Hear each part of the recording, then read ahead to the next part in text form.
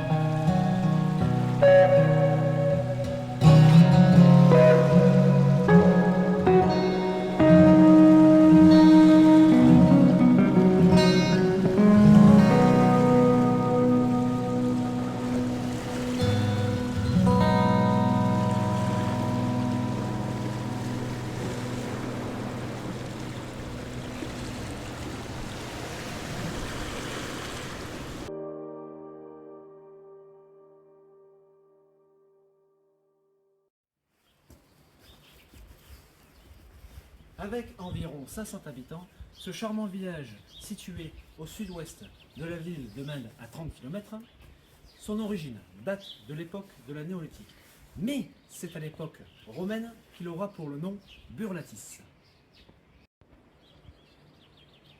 Il faut attendre l'époque du Moyen-Âge, surtout au début du 7e siècle, pour que le village change de nom et se fasse connaître.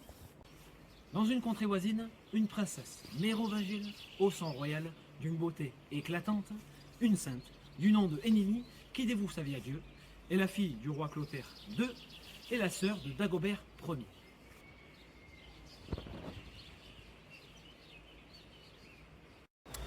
Elle suscite la convoitise de tous les membres du royaume, en soignant les plus démunis. Cherchant à trouver une solution pour éviter un mariage arrangé prévu par son père, elle implore l'aide de Dieu. Exaucée, elle va avoir la lèpre, une maladie qui lui défigure complètement le visage, faisant fuir tous les prétendants. Problème réglé.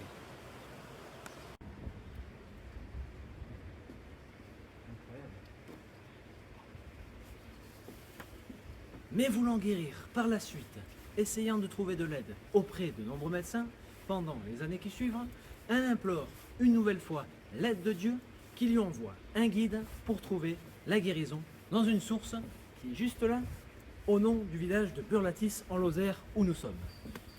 Dès qu'elle trouva cette source tant attendue, elle guérit aussitôt, puis reprend le chemin pour rentrer chez elle. Mais la maladie revient dès qu'elle franchit le territoire des gorges du Tarn. Elle revient à la source pour reguérir à nouveau. Mais après plus de 3 bains à refaire à chaque fois, elle comprit qu'elle ne peut plus repartir chez elle sous peine d'y mourir.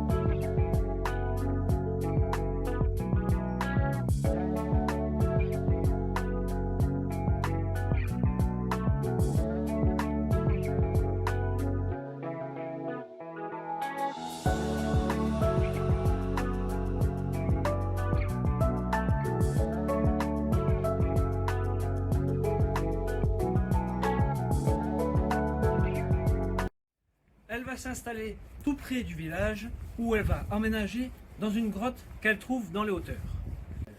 Juste ici, qui s'appelle l'Ermitage, où elle exaucera un bon nombre de miracles pour les villageois. Elle créa un couvent mixte et bâtit un monastère qui est juste derrière moi, qui sera restauré bien plus tard, en 951, par l'évêque de Maine.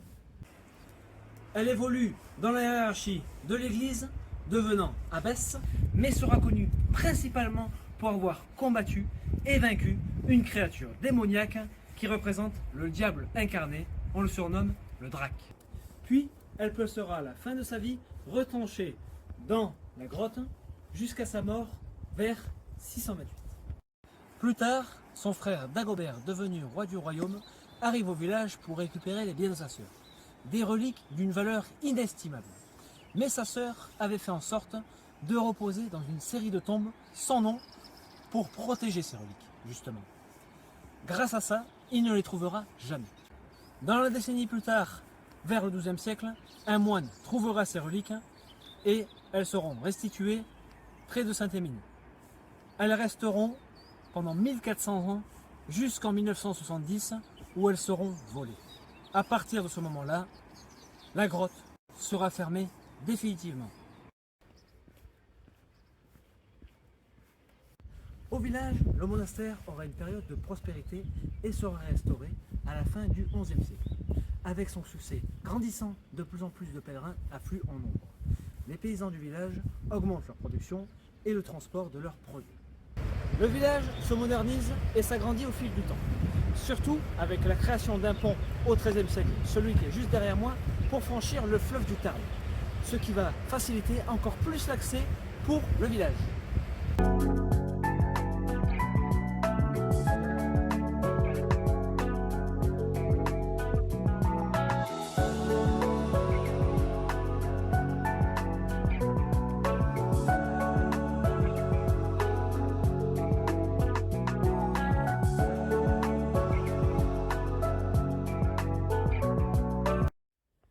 la Révolution française, le pouvoir de l'Église s'affaiblit fortement, jusqu'au point où les moines abandonnent le monastère qui va peu à peu devenir une ruine.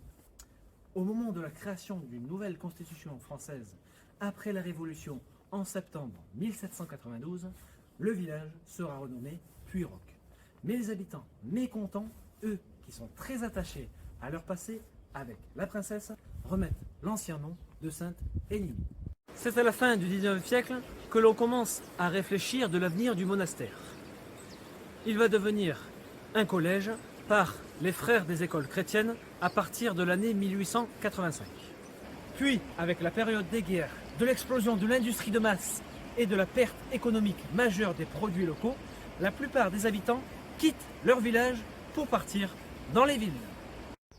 C'est à partir des années 50 que des villages comme celui-là se concentrent économiquement sur le tourisme pour retrouver leur popularité comme avant.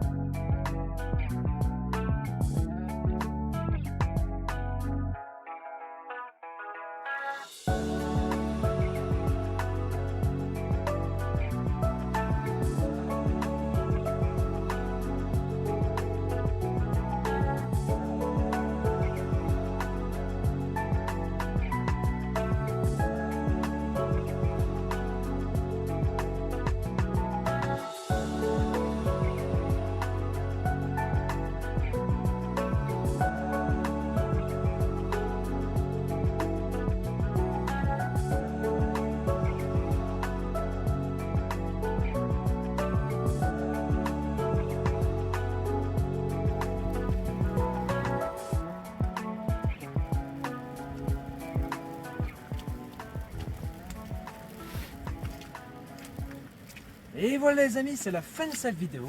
J'espère qu'elle vous aura plu. On se quitte pour cette fin de journée au lac de Charpal avec une vue magnifique, enneigée pour aujourd'hui. Donc ça nous fait un très beau cadeau. Passez une bonne semaine, un beau week-end. On se dit à très bientôt pour de nouvelles vidéos, visites et découvertes. D'ici là, portez-vous bien et on se dit à tchuss.